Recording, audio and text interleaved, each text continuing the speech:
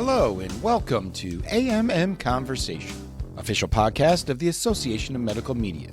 I'm your host, Jason Karras. Before we dive into our roundtable, please make sure to share, subscribe, rate, and comment on the podcast. We appreciate the support. Season 4 of the podcast is exploring effective strategies for engaging HCPs via social and multimedia. Today, we have a star-studded group of industry experts from leading social media and HCP-focused community platforms. And we also have a special guest moderator to lead the discussion. So let's meet today's panel. Erin Fitzgerald is the Chief Marketing Officer at Sermo. She joined Sermo in 2018 to lead the design and delivery of the company's global marketing strategy. She has more than a decade of marketing and leadership experience from enterprise B2C and B2B companies. Dr. Amit Phull is Medical Director and Vice President of Strategy and Insights at Doximity, focusing on user group behavioral analytics as well as strategic partnerships. Dr. Phull attended the University of Virginia School of Medicine and currently serves as a part-time EM doc at Northwestern University in Chicago. Laura Nardella leads campaign strategy and execution as a sales manager at Reddit, with deep experience in the healthcare industry. Prior to Reddit, she was a senior director at Spotify and has worked with healthcare brands such as AstraZeneca, Eli Lilly, and CVS. And our moderator today is Ryan Birchenow, Director of Social Media at CMI Media Group. Ryan has experience in the fintech and pharma industries and has built social presences using a crawl, walk, run, fly process in both organic and paid arenas.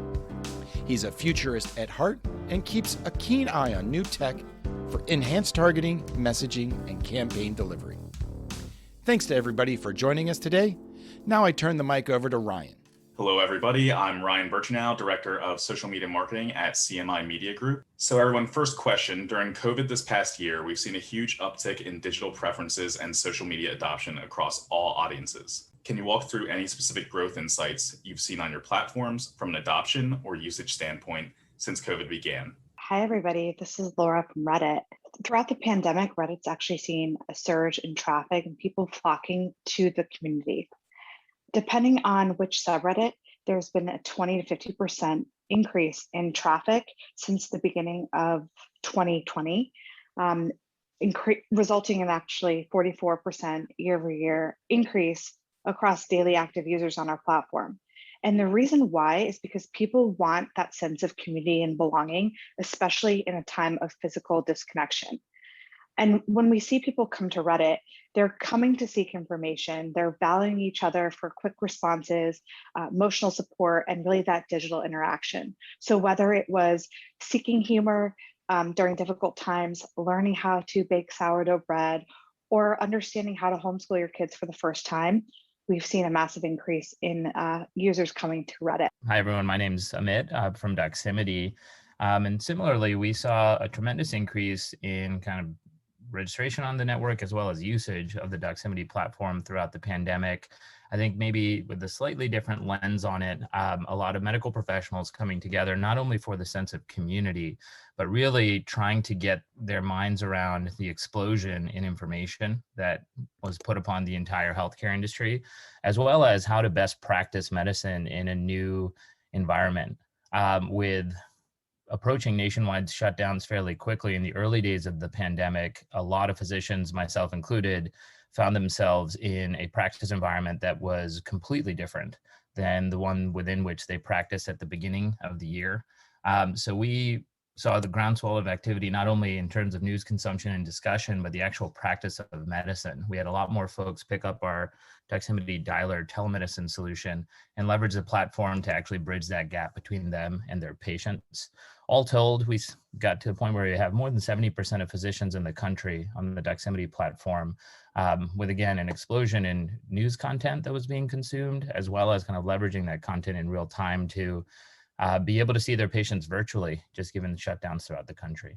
Yeah, and this is Erin from Sermo. I can really echo a lot of the same sentiment that Amit and Lauren shared. We saw significant growth in our registration activations as well as our unique logins were up almost 30% year over year, and our session lengths were also up well, over 100%. And a lot of that was attributed to medical news and how quickly frontline information was being shared. And then that translating into, based on this information that is being shared, how are we treating patients? We also saw quite an explosion, truly, like north of 2,000% increase in patient cases viewed within the platform. We saw quite an increase and a need for community as well, and for global medical information sharing.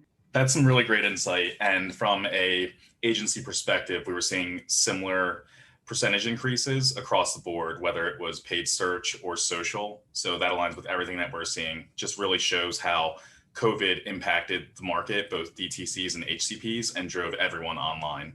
During the pandemic, many physicians took to social media to combat misinformation. Some called it the infodemic.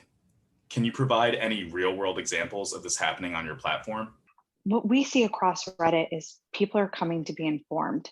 And whether it's healthcare providers hosting sessions such as AMA, which on Reddit stands for Ask Me Anything, or whether it's people coming to seek advice from other humans who are experiencing the exact same thing, we're seeing it really every day on the platform. And that's what's differentiating Reddit from other social players in the space, is that you're coming to connect with people who are sharing the same interest points, not necessarily friends or family or people that you know in real life. One example that comes to mind from recently is SkinCeuticals actually partnered with a dermatologist to answer any questions about skincare. And it's really an opportunity for users to come speak live with an expert, get advice, and be able to share that across their communities and with people that they love. We saw at Sermo that there was a lot of information being shared, but then also a lot of the physician comments, as we saw just an increase in overall engagement and interaction, is there were a lot of almost like unpacking of some of these of comments being shared, or of specific physician groups, perhaps even interpreting some of the medical information in different capacities. And then, one of the biggest one that really comes to mind was it was around the springtime of the pandemic, but whether the debate over whether to, intubate or perhaps oxygen therapies were needed. And, we saw firsthand on the platform this kind of unfold, this debate of, are patients being intubated too quickly? And like, what are the implications of that? And actually one of our Sermo physicians then was very active on YouTube and other channels and kind of talking about his experience with both, treatments of COVID. Yeah, I would add to that. I actually had pretty similar experiences personally as a user of several of these platforms, but also through the lens of being on the team at Doximity, along the lines of what Erin just mentioned. I think there was, I guess if you were to use the term infodemics, perhaps two infodemics in parallel. Not only was there the kind of social media utilization to combat misinformation in broader society, but physicians themselves were being presented with or being inundated with information at a rate that they were just not accustomed to. And there's some estimates pretty early on in the pandemic, in the summertime of 2020, that at that time there had already been north of 20,000 COVID-related papers that had been released, and they estimated that the actual volume of that information was doubling every 20 or so days. So physicians had to spend a lot of time discussing amongst themselves what their actual practice changes would be before they could even really get to that step of combating misinformation on the public side. And Erin mentioning, the intubation versus oxygenation debate, quite literally in my own practice, the guidelines changed from a Saturday to a Sunday, where we actually were able to do slightly more invasive oxygenation procedures before we made the decision to intubate patients. So information at the time, it feels so long ago now, it was evolving in real time. And I think the ability for physicians to connect and collaborate in these communities, and frankly, even the example that Laura mentioned, where they could, in partnership with others, present verified or vetted information to the general public. A lot of that was going on in parallel to combat the infodemic, quote unquote. That's a really great point, Amit, and it mirrors what we've seen from a social listening aspect. During the early days of the pandemic, we saw HCPs specifically talking about the COVID implications with one another, as well as, what news was coming out, what seemed right, and giving their 2 cents as far as their professional opinion. So really interesting to see everyone just kind of really absorbing social during COVID and getting the word out as far as their thoughts and opinions. What makes a social media network or digital platform for medical professionals such a unique, special place for HCPs? And what percentage of US HCPs are leveraging each of your social networks? Yeah, I can speak, this is Erin from Sermo. We've seen that, Sermo is becoming more of a source for medical news than pre-pandemic. So social and related social networks like Sermo are not just a place to chat and have fun and kind of share wisdom and insights, but a place for medical information and information sharing as well, and those are particular engagements that we've seen increase specifically in a really meaningful capacity. Yeah, on the Doximity end, I'd say we've had a fairly analogous experience. I mean, core to our operations prior to the pandemic was our news feed. So it was kind of an environment wherein physicians were consuming medical literature, having discussions remotely, and kind of sharing case information. With the onset of COVID and physicians being put in a place where they themselves had to seek out help, frankly, just to filter through the volume of information that was available to them, we feel from our vantage point on the Doximity platform, we benefited a lot from the network itself being kind of a safe space. So I mean, to answer your specific question, social media is a unique experience for HCPs more broadly because it is, or it can be difficult at times to navigate kind of the kinds of conversations you might have with your professional colleagues and the kinds of conversations you might have with your mom or your, I guess, college roommate or whomever else you might be associated with on a broader network. The ability to have those conversations to kind of get your feet on the ground amongst other like-minded professionals before potentially having similar or subsequent conversations with a broader population, I thought was actually quite powerful. We saw a dramatic increase in news engagement and then also the social commentary around news. Yeah, similarly on Reddit, we've got over 100,000 communities on any topic you can imagine, but specifically within the HCP space, we have communities such as Ask Docs and Medicine, and people are actually coming and engaging. And within each of those specific communities, we have moderators and rules, and that's what's ensuring that it's actually a physician who is responding to that user. And the benefit of it, especially in a time of social distancing, is that users can get a real life, authentic answer from somebody who's certified to answer. In our coronavirus community alone, we saw over 26 million visitors to that one community March of last year. So you can see the mass reach that's coming to our platform to discuss things that are truly top of mind, especially in the time of uncertainty that was 2020. Yeah, that's a really great point, Lauren. At Sermo, we stood up a COVID barometer, which in the early days of the pandemic, we were conducting, 2, sometimes 3 research studies a week. And we were amazed at, the amount of physicians participating. We had, over 70,000 physicians participate across 30 countries. We're still running the barometer studies to date. I believe we just did our 17th.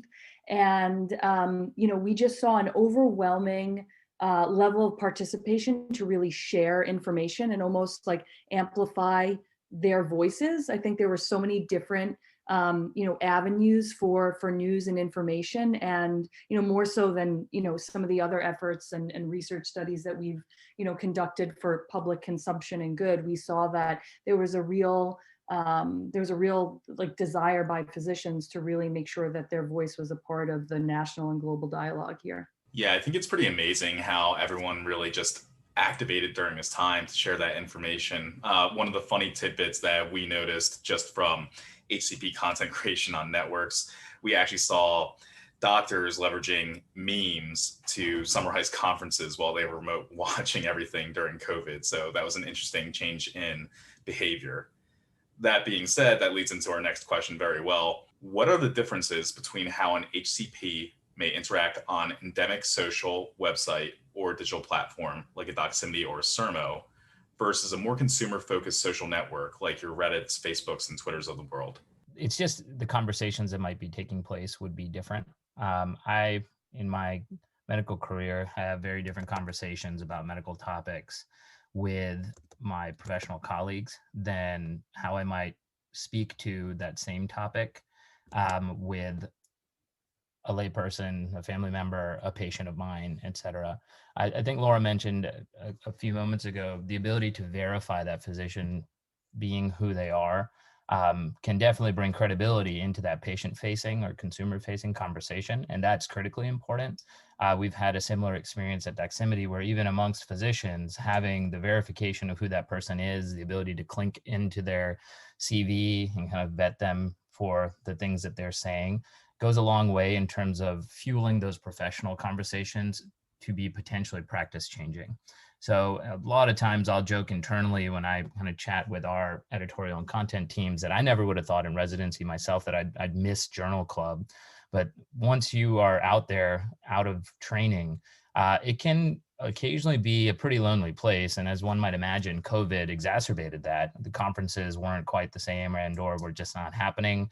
The ability to communicate or just curbside your case with a colleague that you trust was compromised pretty significantly as well. So coming together online and having medically relevant professional conversations became a value that I think was present before the pandemic, but there was an incredible strain placed on folks that drove behavior change during and now kind of towards the tail ends of the pandemic. I think any given user would interact differently on the platforms, mainly driven by the fact that they're just interacting with different populations, whether it be their professional colleagues or potentially folks who make up their patient population. A lot of people don't know this about Reddit, but for users who are coming into the platform, everybody is anonymous. So they have a username that doesn't represent their first and last name. Because of that, we're seeing the authenticity in the conversations and the things that people are willing to discuss, anything from personal finance to healthcare conditions, be really true and really vulnerable. And when they have the ability to connect with HCPs live within these environments, we're actually seeing much more productive conversations than you even see across some of the other social networks that are out there. So that's something Reddit really prides itself. Our mission is to bring community and belonging to everybody in the world. And that's super important in our core values and the comfort that we give our users when they enter the platform.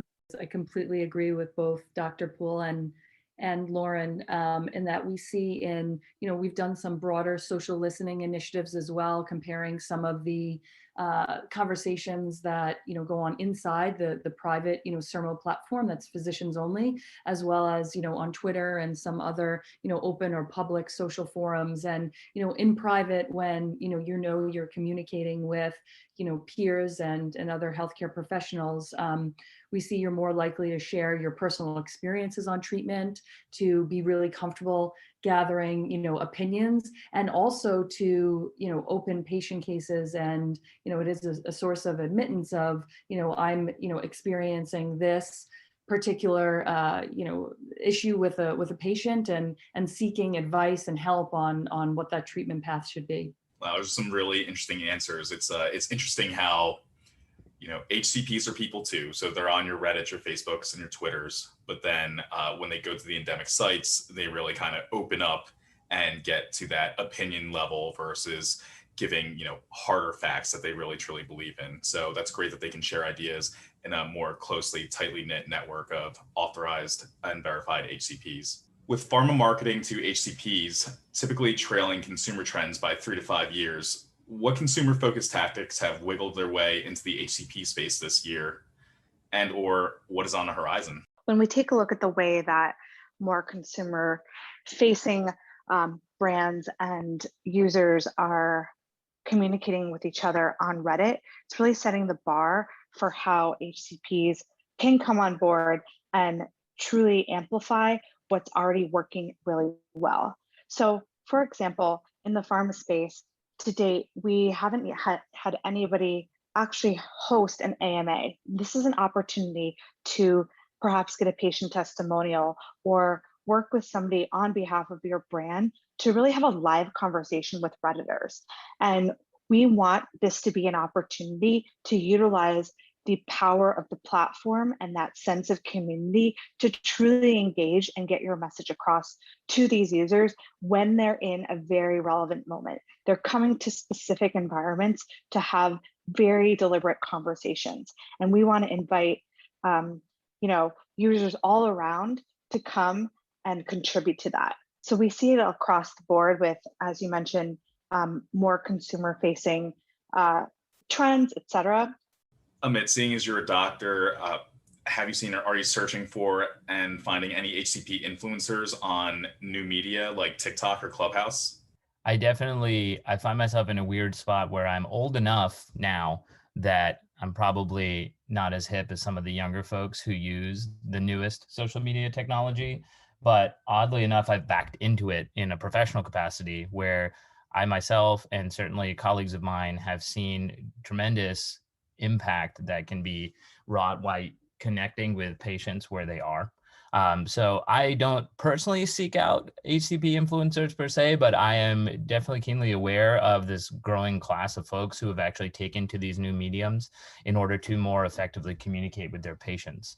I'm an emergency medicine physician, and there's a lot of data in my field that shows any degree of follow-up or reconnection that you can have with your patient once they leave the purview of your care has been shown to dramatically influence compliance, dramatically influence the rate of follow-up, et cetera. And I mean, I view these new technologies as kind of a one-to-many route where physicians are now empowered to actually provide that subtle reminder messaging to a broad base of their patients.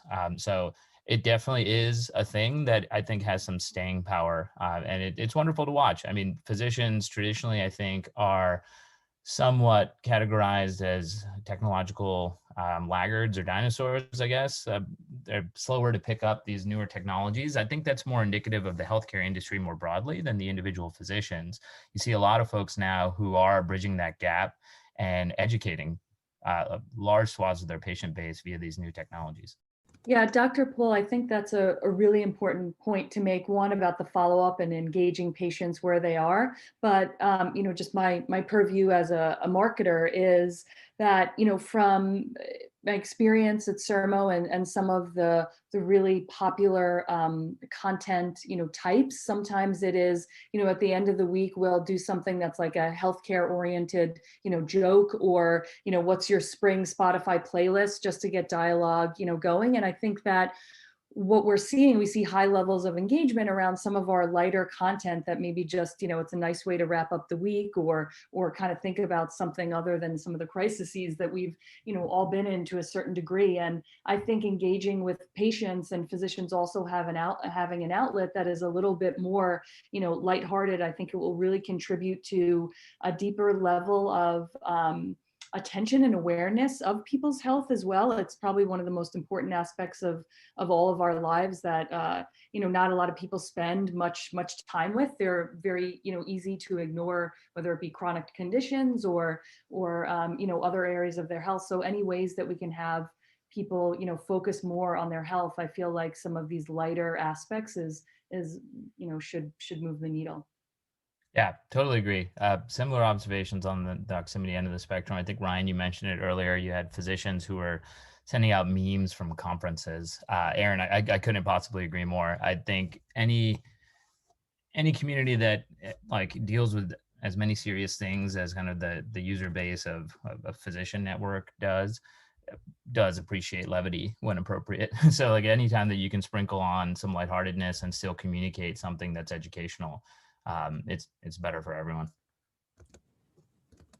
Yeah, that's great and totally agree. Amit, I'm glad you're seeing similar to what we are in the social space, just from listening, looking for influencers and things of that nature.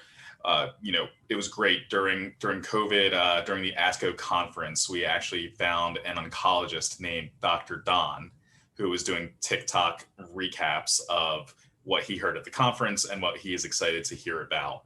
moving forward, I subscribed, I still follow. He's having fun, cheeky videos of him back in the hospital and following the TikTok trends. So it's great to see doctors interacting that way and getting their message across in that light, airy feel.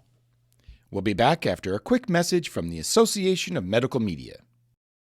Hi, I'm Jess Campbell from the Association of Medical Media. I'm thrilled you're listening to this episode of our regular podcast series, AMM Conversation. A key pillar of the AMM's mission is to provide a forum for sharing thoughts, ideas, and best practices. That's why, along with this podcast, the AMM is pleased to host a number of other resources located on our website, ammonline.org. These include our new podcast series, John Loughran Viewed Your Profile, and member resources located within our Knowledge Exchange, such as our Medical Media Matters fact sheets, CHC policy updates, and AMM Conversation special reports.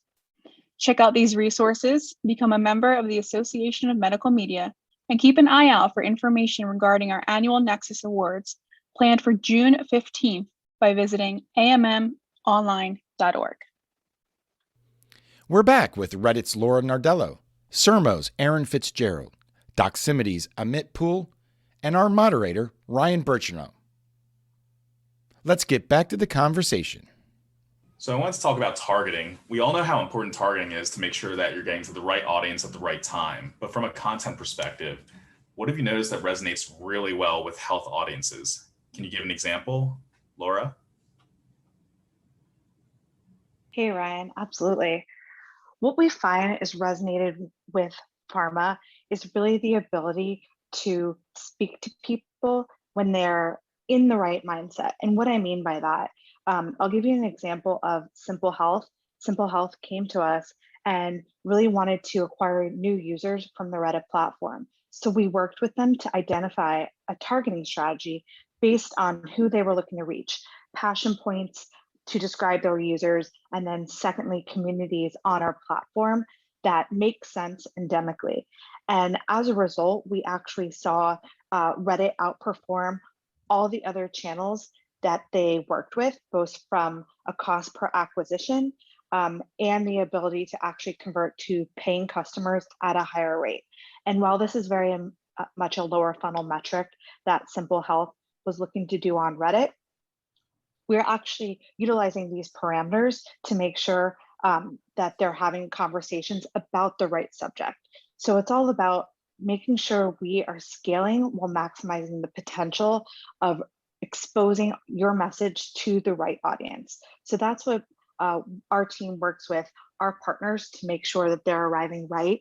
And secondly, implementing the right measurement across the right channels to ladder up to their KPIs. We're really at Sermo in a very similar mindset of where we're customizing content dynamically and kind of deploying it based on physician specialty cohorts and actions that they take on our platform. And there's been an increased, interest in a lot of our educational and promotional response programs. So, in being a vertical social platform where a niche audience of physicians, and one of the sweet spots that we've really found over the past year and a half or so since we completely relaunched our member platform for physicians is that physicians on Sermo are highly engaged. And we've really started to offer clients, where it makes sense, more of a cost per engagement type approach. So we're getting right down to what the objectives of those clients are and how they're looking to educate and interact with our HCPs on the platform, whether that be through, CMEs or through, quick polling opportunities as well. And we found with a few partners where, they leverage some of the broader, open social media platforms for that brand awareness and broad, interactions and targeting. And then, Sermo is really used as a way to have very actionable interactions with the HCPs that they're interested in reaching. Yeah, I think kind of the combination of what Laura and Erin say, I agree with both sets of points. And I think we've even touched on it so far in this conversation here today. I mean, making something resonate really well with health audiences, you do have to go back to that core message, I think, Ryan, that you mentioned a few moments ago, that even in the health audience, healthcare providers are people too. So they do have behaviors that kind of demonstrate similar proclivities to non-healthcare provider audiences. Well, we've had a lot of success on Doximity, focusing on the basics, I guess, would be the best way to describe it. And Laura and Erin kind of both spoke to this. If you can provide content that is timely, it's relevant to your end user, and we focused on this a lot in the trailing year or two here. It's easily digestible. That combination, I think, goes a long way in terms of actually engaging this very busy group of end users. There isn't that much out there in the medical content space. I would say it's changing slowly now, but historically, medical content has been quite dense, pretty difficult to navigate, and not necessarily easily available at the point of care. So solving those problems for users in this audience, I think, goes a very, very long way in terms of driving their engagement. I mean, this inclination would vary pretty considerably across specialties and different practice environments, et cetera, but doing the research on who the end audience actually is and accommodating that, frankly, modifying your content so as to fit their practice patterns, so as to fit kind of their devices that they use, et cetera. Simple things that work really, really well in the broader population or the broader consumer space have been pretty successful in our implementation, at least on the Doximity network. Dr. Phull, that's a really good point, and that's actually what we see as well. I think, during the early times of HCP marketing on social, we were trying to market to doctors like we were handing over an entire brochure. So you'd get these very, maybe text-heavy creatives and things that doctors get and they're used to seeing, but maybe didn't want to see for a 3-second interval in their newsfeed on their device. So what we are seeing is similar to that, just kind of more impactful creative, even if it's less info and more of a reminder ad, causing them to get that thumb stop and click over to the website to view content. So it's good to know that from a doctor, you're experiencing something similar. Does anyone else have any tips they would recommend from a content perspective to really resonate with HCPs? This is Laura. I think Dr. Phull really hit the nail on the head when we talk about simplicity. When you think about arriving on Reddit in order to speak directly to HCPs, we like to remind everybody that one of our core values is to remember the human. It's something we take really seriously internally across our employees, but also externally. And what I mean by that is when you think about the creative that you want to resonate with HCPs across Reddit, really speaking to them in an authentic tone, not coming across as too salesy, not bombarding with information, but actually trying to have a one-on-one direct conversation. That's where we see success within partners. And it's something we like to remind our media partners of, our creative agencies, and lining right back up to how we're speaking and creating that community feeling. So we're excited about that. And we've seen brands really find success in their own unique voice across the platform when they stick to those guidelines. Yeah, that's a great point. And I think one of the things that's really resonated on Sermo as well is, and I think it's been established, but this authenticity is, approaching, the physician with some real world evidence or clinical data, keeping it simple and getting right to the core of the content, and and targeting that content based on what your channel mix is. Really well said, and totally agree. I wanted to move on to the value of social. Just question for everyone: what is one thing medical media marketers probably don't know about the value of social media? Yeah, I mean, I think the value of social that may not be in the kind of the front of medical media marketers, kind of minds when they're preparing and looking to activate their campaigns, is really the value of the speed of information sharing. So I think you have an opportunity in a social, environment, because we all consume content so quickly. There's data around the different generations and how quickly they scroll through their feeds, is to really get an understanding of how you can almost sequence messaging in a meaningful way. And you have the opportunity to, kind of prime your audience, and then engage your audience in perhaps a more meaningful capacity, and then what really that activation looks like. And I think that taking it in a sequential type messaging opportunity to really resonate and kind of go alongside that social journey with your, your target audience, in this case, HCPs, is really relevant. Yeah, Erin, I really like what you said there. I mean, that's definitely the huge benefit of social. It's the customization towards the audience that you're getting to. So as far as that progressive messaging, if you have a new product or a new indication launch, you have that initial tease messaging that you put out to the actual release where you're heaving up your media spend to make sure everyone's aware that it happened. And then the following messages are really that retention type of messaging that you want to keep out there. I would add to medical media marketers that one thing really standing out from our end on the value of social is the ability for earned media. So coming to the platform, even if you're paying to get your message across to users where they are in real time, what's going to happen is a slur of discussion coming out of that, and utilizing communities, for example, on Reddit, to actually become ambassadors for you and continue to promote your message is really one of the values that happens when we see brands engage on Reddit. I cannot tell you how helpful it is that Reddit is an anonymous and open network. From a social listening perspective, when CMI Media Group does our deep dive into our specific indications, it really helps us identify, real questions from real people or doctors on the platform to see what they're thinking about the indication, what are their fears, what are their questions, and what do they want to know more about, which makes our messages resonate better with that deep level intel. If I were to piggyback on the statements that were just made, I think it's important to just be aware of the context, even within this umbrella term social, that one is operating, right? I mean, we have representatives from 3 great platforms here on the call today. I personally have weird sorts of connections with all of them. I mean, I've been a member on Sermo for quite some time. I work at Doximity, obviously, so have my bias there. I'm a computer science major, actually, from the University of Virginia, who was there when Reddit was founded and kind of had tangentially followed that company and taken a weird vicarious pride in how impactful they've become. But I think the conversation to date has kind of identified how different even these 3 platforms are in terms of their capabilities, how they engage with their users, who the end users actually are, what frame of mind those users might be in when they're engaging on that platform. So I think it would behoove marketers to not only learn and practice the general principles of what works in a quote unquote social environment, but also kind of double click in, I guess, and think even within that, like what is specifically going on the platform that you are catering a message to.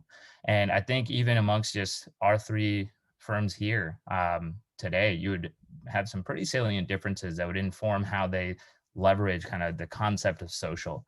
From a Doximity specific perspective, what has changed dramatically now is that folks are now practicing medicine on the platform, and that concept of community and information sharing, some of the points that Erin and Laura had mentioned, becomes that much more significant in real time because you're actually delivering information ultimately to an end patient.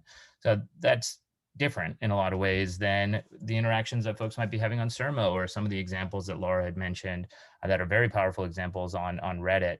So I think taking all of that into account when making decisions as to what type of message works where, and what is it that you're trying to both convey via platform and then also conversely learn from that platform would be the lesson or challenge, frankly, at the same time that I would offer to marketers. That's actually a great segue to our next question. For medical media, what is the biggest challenge in marketing to HCPs via social media? Social media broadly, it would be challenging in my view. I'd love to hear what Laura and Erin have learned in their experience as it pertains to this, but isolating a message that's specifically targeted towards that healthcare provider, devoid of the context that they're kind of contributing to a discussion that is not just them and colleagues, but they also have to maintain kind of their professional identity and capacity in front of their patient population. I think it's challenging to catch a provider in the mindset that they need to be in order to digest your message. It obviously varies based upon what message it is that you're trying to convey. But what we've certainly learned on the Doximity end is that timeliness, hitting that window when someone's in a learning capacity and providing them information, but very importantly, not making it feel like work, goes a very long way. And that's challenging to do. I think it, to piggyback on my own prior comment, it requires marketers to think about the specific nuances of a platform that they're leveraging, social or not, but certainly within the social umbrella. What is it about this platform? Is our intended audience actually doing on this platform? And how do the answers to those questions inform the type of message that they might be ready to receive? Yeah, to kind of piggyback on what Dr. Phull just said, I think that it goes back to some of the points that we've made throughout this discussion around simplicity and authenticity. And I think for, medical marketers overall, it's, working internally with both, legal teams and med legal review, as well as with your agency, to be able to really craft messaging for the channel. And, there is a lot of differentiation as we've discussed today, but also similarities across, the social platforms that are represented, here today. And, I think being able to really understand the mindset that your customers in, to really meet them where they are and craft messaging that's targeted and relevant for those, platforms, environments. I feel like, it's kind of marketing 101, but you're going to get the best results from your, users and target audiences when you're, highly relevant. Erin, I think that's a really good point. I would add to that on Reddit, since we have such a massive audience, it's about drilling down specifically to market to HCPs. And one thing that is really privy to Reddit is that we are not collecting PII, which is personally identifiable information, and therefore we're not requiring users to tell us what their occupation is. So that's one layer that we're actually not targeting on. It's solely based on interest and behavior across the platform. So piggybacking off of Erin's point, as far as customizing your content per platform that you're going onto, it's interesting. I feel like there's usually a limited set of creatives that you have available for your indication, just due to, length of MLR approval and things of that nature. But the good thing is, and what I was talking to Laura about last week, was that you can take what's already existing from a content perspective and really just make more so tweaks than say a whole overhaul specific for that social network. So I think that's great to personalize it and really make it more impactful on the network that you're advertising on. That's all for this episode of AMM Conversation. Thank you for listening. AMM Conversation is the official podcast of the Association of Medical Media.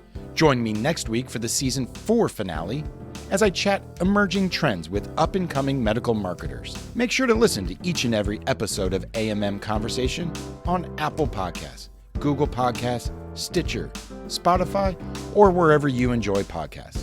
Kindly leave us a comment, subscribe to, follow, or share this podcast. We appreciate the engagement. Also, make sure to check out the AMM website, www.ammonline.org, for the latest information and resources on medical media. In addition to fact sheets, industry research, and special reports, you can watch my monthly healthcare policy update featuring Washington, D.C. insider John Bigelow, or the new YouTube series, John Loughran Viewed Your Profile, on AMM's new YouTube channel. Have a wonderful day. The views, thoughts, and opinions expressed in this podcast belong solely to the guests and not necessarily to the host or AMM or any other group or individual.